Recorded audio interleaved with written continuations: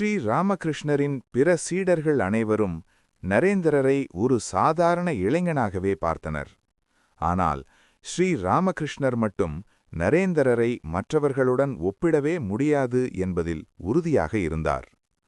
ஒருமுறை அவர் நரேந்திரரின் ஆற்றலை மற்றவர்களுடன் ஒப்பிட்டு பேசும்போது, மற்றவர்கள் அனைவரும் 10 இதழ் அல்லது 100 இதழ் கொண்ட தாமரை மலர்களைப் போன்றவர்கள் என்றால், நரேந்திரன் மட்டும் 1000 இதழ் கொண்ட ஒரு மாபெரும் தாமரை மலர், சகஸ்ரார கமலம் என்று வர்ணித்தார். மேலும் அவர் பல உதாரணங்களை அடுக்கினார்.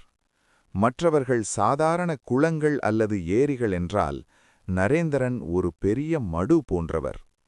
மற்றவர்கள் ஒரு சிறு கிண்ணமளவு நீரை தாங்கும் பாத்திரங்கள் என்றால், நரேந்திரன் ஒரு பெரிய கப்பல் போன்றவர். மற்றவர்கள் ஒரு சிறு தீப்பந்தம் என்றால், நரேந்திரன் ஒரு சூரியன்.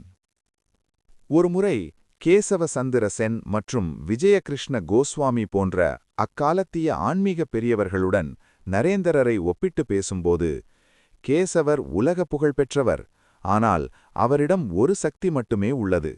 நரேந்திரனிடம் அத்தகைய 18 சக்திகள் உள்ளன என்று ஸ்ரீ ராமகிருஷ்ணர் கூறினார்.